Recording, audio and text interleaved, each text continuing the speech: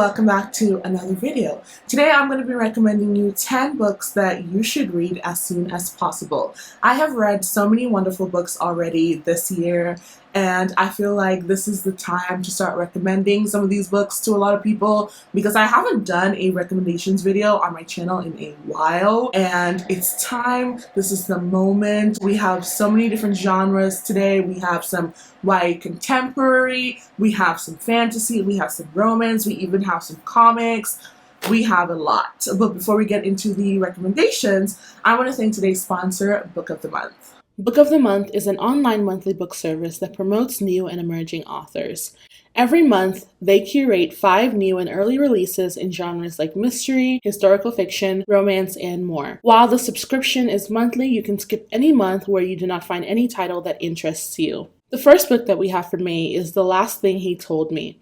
This is a propulsive story of a new wife and stepmother who must unravel the mystery left behind when her husband suddenly disappears. The second May pick we have is Imposter Syndrome. Big Brother turns to Big Sister in this piercing take on Silicon Valley and the misogyny that keeps it ticking. Next, we have How Lucky. Being the sole witness to a crime proves complicated in this funny, heartwarming story of a hero hiding in plain sight. Our fourth May pick is Things We Lost to the Water. This book is a multi-generational saga about one family's attempt to weather the storms confronting them in an adopted home. Lastly, we have Ariadne. Bringing myth to life, this reimagined story of the Princess of Crete is a riveting tale of love and betrayal. These are all 5 picks for May. If you're interested in any of them at all, make sure to use the code MAYREADS to get your first book for $9.99. I will also have a link in the description, so make sure you click that so you can head right over to the Book of the Month website. Jumping right in, the first book that I'm going to recommend is Darius the Great is Not Okay.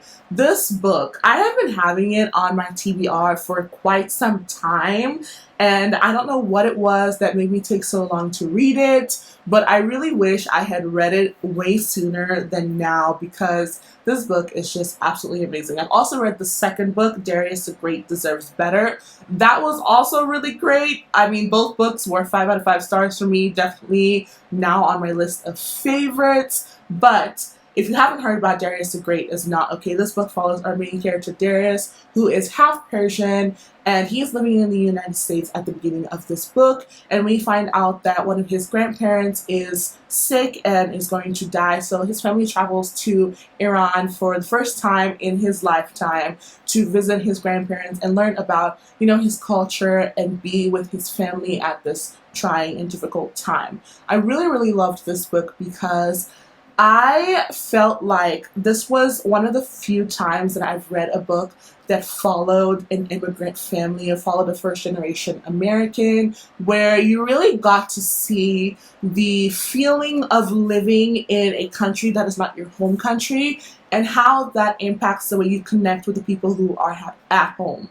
Darius has a friend that he makes in Iran, and it's really interesting to see how someone who's the same age as him has so many different experiences and such a different view of the world. And I really loved watching Darius kind of struggle to communicate with the people in Iran, because that's definitely a very, very realistic immigrant or first-generation American experience to me. And I just thought that this book was just wonderful. I felt so respected as an immigrant, and I know that Hannah from A Clockwork Reader also talks about this book as a Persian, and I really, really enjoyed the topics that she covered in her video, which I'm going to go ahead and link down below. But Darius the Great is really one of those books that is just extremely special because we see Darius in the US setting where he is, a Persian kid who is constantly bullied and he feels like an outcast, and then we see him going back home where he still feels like an outcast because he just feels not Persian enough, which I know is a very common experience for a lot of people. This is the first time I read a book where a main character talked extensively about medication,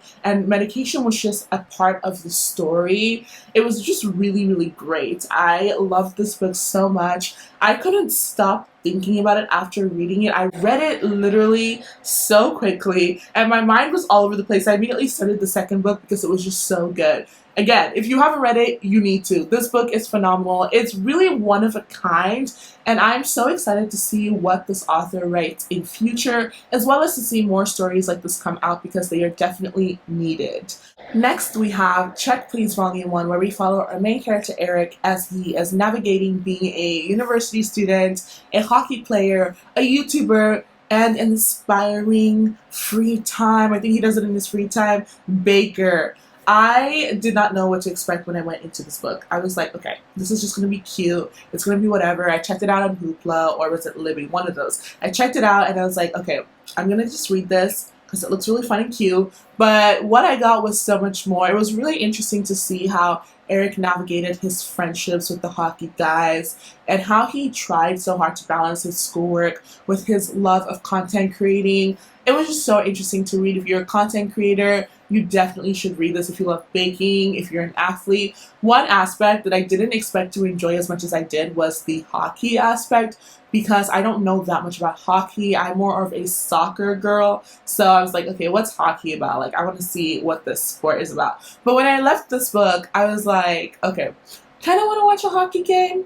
Kind of tempted, but I don't really know like how to jump in there. But this book really made me so interested in hockey, and I really love the art.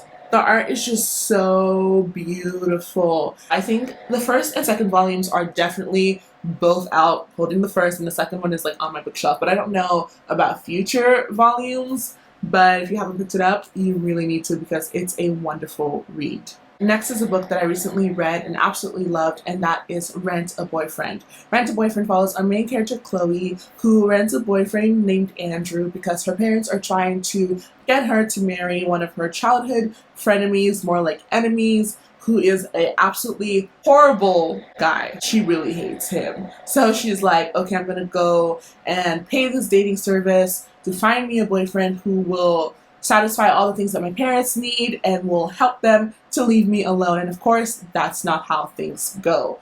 I really enjoyed this book because, if you don't already know by the fact that I really love Gloria Child's books, I enjoy stories where we really have a deep dive into family culture, into figuring out why do families function the way that they function, what are the societal expectations, because a big part of this book is the expectations of the Asian American community in this book, and the things that are expected from both Andrew and from Chloe, or Drew rather.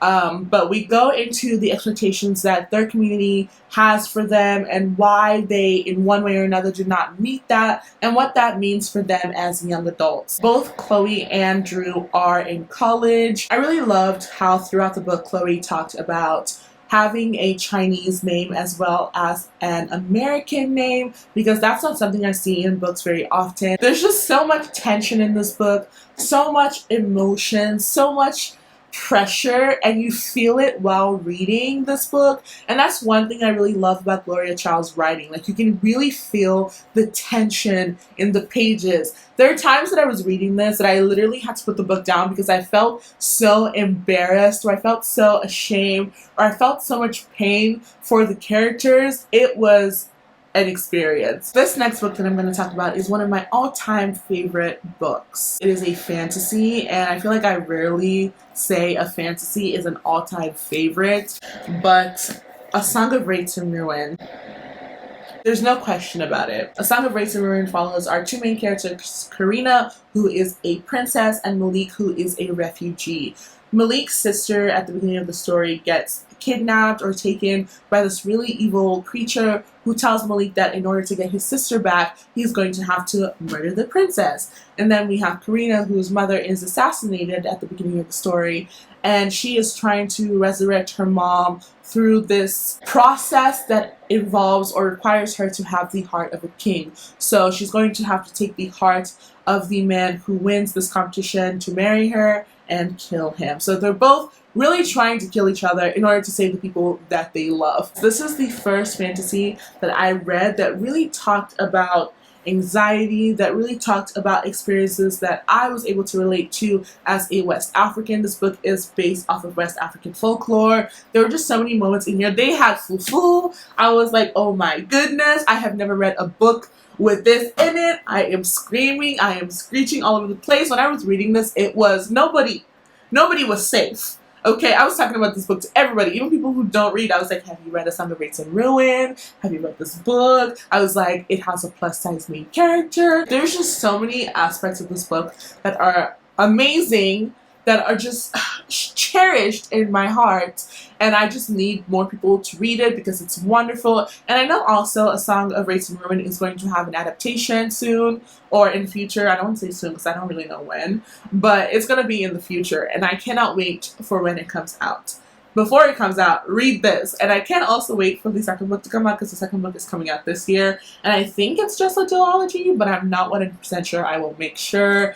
But if you haven't picked it up yet, please do, because it's just so good. It's just so good. It's just phenomenal. Next, I'm going to talk about a book that I read for the March Buzzword Reading Challenge prompt, which was Time, and that is This Time Will Be Different. This book follows our main character whose family owns a flower shop that they are at risk of losing, trying to understand her family's history as Japanese Americans and the things that they went through throughout the history of the U.S. and the U.S.'s relationship with Japanese immigrants and Japanese Americans. I really loved this story because this is a perspective that I haven't seen that much in stories, seeing what happened to Japanese people when they were in the US. This book goes over that. And then also another one is We Are Not Free, which I will put on the screen. But these two books really go into the history of what it means to be Japanese in the United States and be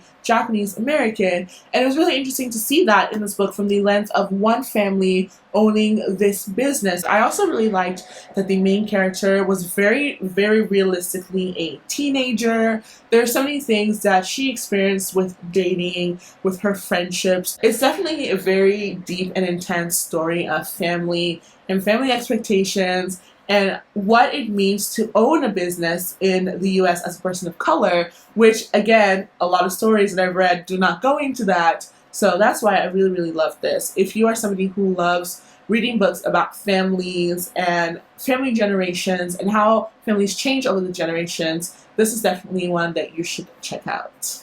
The next book that I have is probably going to surprise quite a few people because I read this one a very long time ago and I recently mentioned it, and quite a few people were surprised that I liked this book. And because of that, I was like, let me recommend this to some people because it's definitely one of my favorite fantasy series that I've read all of, and that is Caraval. I know a lot of people do not like this book, and I don't know why. Well, I think I know why. It might be because before I read this book, a lot of people were comparing it to The Night Circus, and I feel like the only reason why people compare this to The Night Circus is because of the circus element, but they're completely different. The Night Circus is more of a plot story, but confusing, and there's so many things that don't happen, but also do happen. It's definitely one of those that you're just like reading to be along for the ride, but at the same time you're like, what's going on? But Caraval is very much like a fantasy story with fantasy elements. It's completely different. But it follows our two sisters, Scarlett and Tella, as they are completely obsessed with this magical circus thing called Caraval. And one year they receive a letter to go to Caraval because there's going to be this like magical, elaborate performance. Tella gets kidnapped and Scarlett has to find her sister. And that is the plot of the first book. What's the truth? What's the tea? I love this book so much. Like, I loved Scarlett and Tella's characters because I felt like they were very different.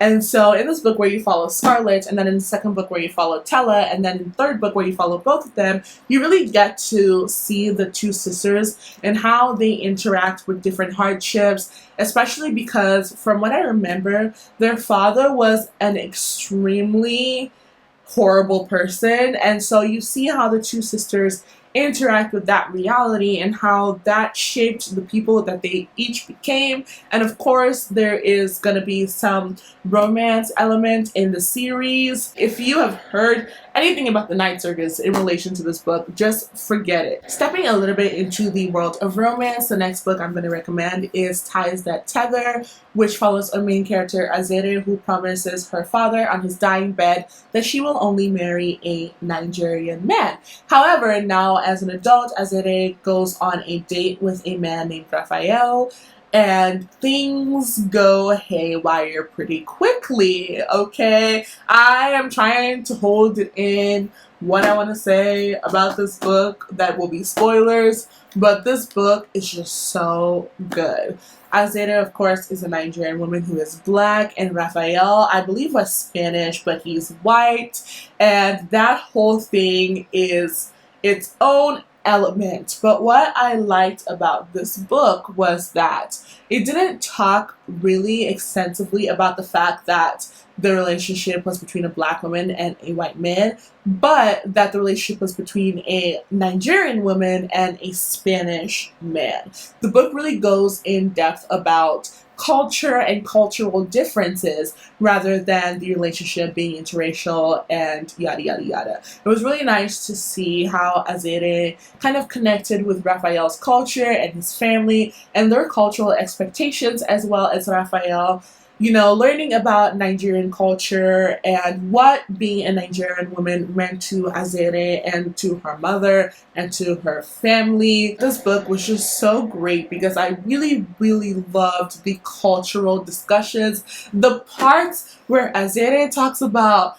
you know, telling a story and telling bedtime stories with her family, I was like, girl, I know what you're talking about, because when people are like, once upon a time, and you're like, time, I was like, ah, because I have never seen that in a book, let alone a romance book. For sure, part of the reason why I loved this book was it was amazing to see a Nigerian woman as the forefront of a romance novel, and seeing Nigerian culture discussed so much throughout the book, and seeing things that I have grown up with in a romance book. I was really losing my mind while reading this. It's definitely one of those debut novels that makes me excited to read more from the author and to see how the author's writing changes and evolves, and to see what complexities can happen in the future. This is definitely one to read if you want a very wholesome, determined, and a very respectful and a very pure and kind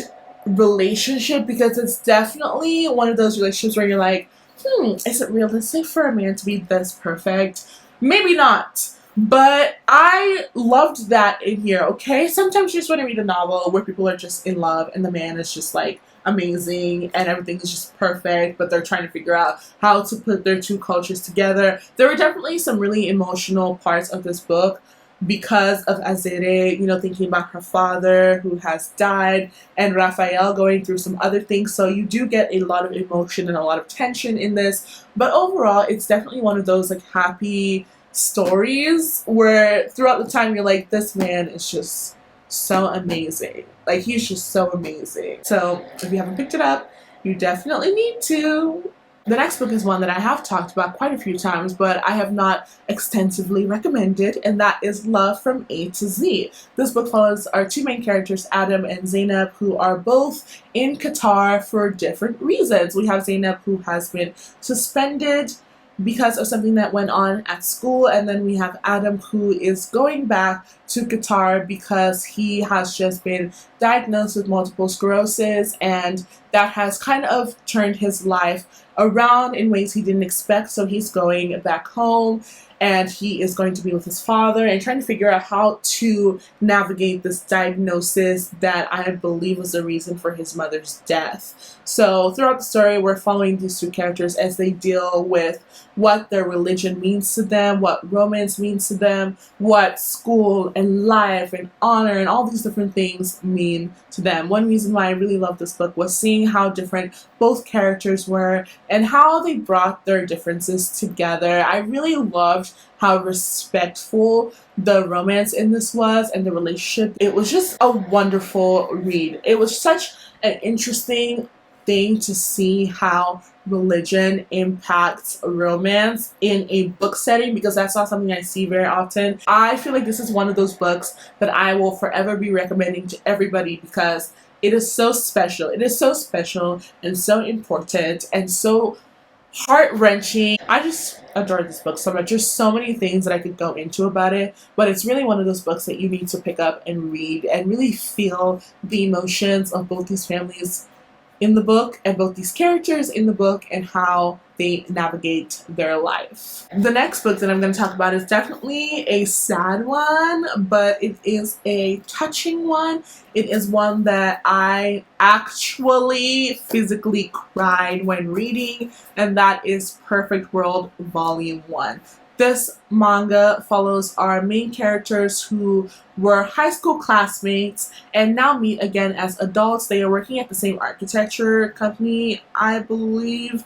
And our main character, she hasn't seen her high school crush in so many years. And when she meets him again for the first time, she finds out that he has had an accident and he is now in a wheelchair, and he has made his life mission to make things more accessible for disabled people. That is a central part about this book. We learn about our other main character and his experience with what happened to him after high school and how that changed his relationship, how he viewed the world. A big part of the story was his efforts to mentor another student who had been through the exact same thing, a high school student, and we watch him kind of unleash his grief and unleash his feelings about what happened with this character. And that was the moment where I really cried, because seeing somebody talk so passionately about what they believe was really, really amazing. And I feel like you don't really see disabled characters that often in manga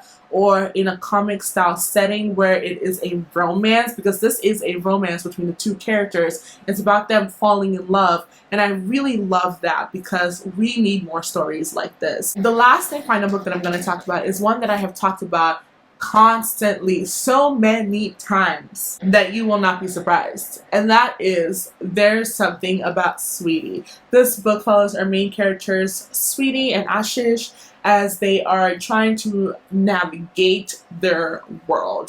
Ashish has recently been dumped by his girlfriend, and he is extremely heartbroken because he was like, I loved her, but it wasn't working, but oh my goodness. And then we have Sweetie, whose family is trying to set her up with somebody, and she's trying to navigate what it means to be a plus-size Indian girl and what that means to date in her community and what that means about how she's going to be viewed, how she's going to be perceived. And she's just kind of not having it. She's like, I don't care what people think about my body. I don't care what people think about me. I am not losing weight for anybody else. I love myself. I really, really loved that about Sweetie. And so because of Sweetie's family wanting her to get into a relationship and Ashish's family wanting him to move on from his girlfriend and also get into a relationship and be happy, they get into some sort of contractual experience thing where their parents are like, we know what's best for you. We're going to find you the person that actually works with what you want, that respects and loves you, fits into our culture. We know what we're doing. And Sweetie and Ashish decide, okay, fine, we'll listen to you guys, but if this doesn't work out, we are going to fight you. We're going to fight you. And so they get into this thing where they're like, okay, we'll go on a couple dates, we'll learn about each other, but of course, because it's a YA romance, that's not what happens. My favorite aspect about this book is that both Sweetie and Ashish are athletes. Sweetie is a runner and Ashish is a basketball player. I really loved the fact that they were both athletes, because a lot of times people think you can't be plus size and extremely athletic, when in fact you definitely can. And that's something that this book goes into a lot, because at one of their first meetings, Sweetie is like, I cannot run you, and Ashish did not doubt her for 1 second. I really loved that this book challenged that so much, and I adore it. But yes, those are all the books that I wanted to recommend, and I really hope you read them. If you've read any of the books that I mentioned in this video, go ahead and leave a comment down below. Let me know what you thought about the book, what your experience reading the book was. If you plan to read the book, comment down below. Let me know which one you're most excited to read. If you've watched all of this video, go ahead and leave me a star in honor of my earrings. Leave me a star in the comments down below, and I will see you all in the next video. Bye!